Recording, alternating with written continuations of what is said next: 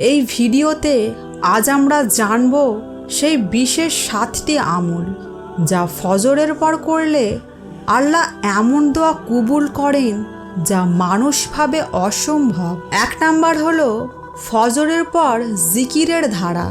ফজরের নামাজের পর একটানা বসে সুবহানাল্লাহ, আলহামদুলিল্লাহ, আল্লাহু আকবার 33 বার করে বলা।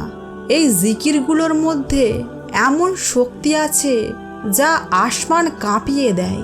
2 নাম্বার হলো তাহবিব ও দরুদ শরীফ।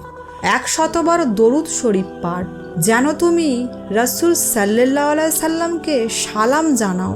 প্রতিদিন ফজরের পর যে ব্যক্তি দরুদ পাঠ করে তার দোয়া ফেরত যায় না।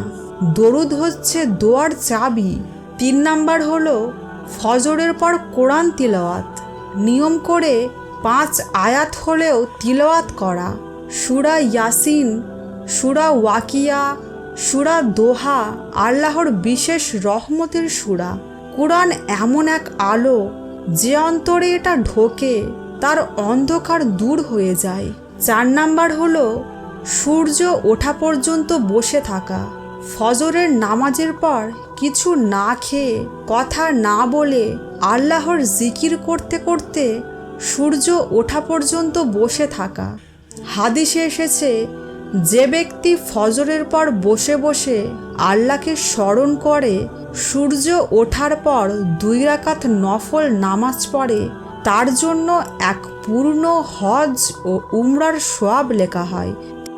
5 নাম্বার হলো চোখের পানি আর নির্জন দোয়া।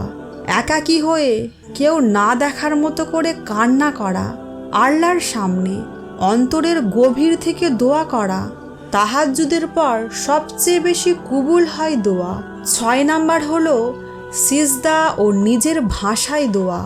একটি দীর্ঘ সিজদায় পড়ে যাও, তারপর নিজের ভাষায় যা মন চায় বলো আল্লাহকে। সিজদার অবস্থায় আল্লাহর সবচেয়ে কাছে যাওয়ার সময়।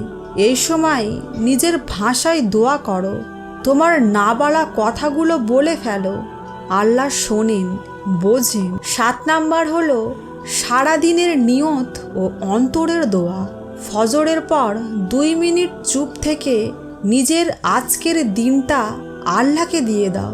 বলো, আজ আমি শুধু তোমার জন্য চেষ্টা করব। দিনের শুরুতে নিয়ত ঠিক করে দিলে পুরো দিনটি কল্যাণে ভরে যায়।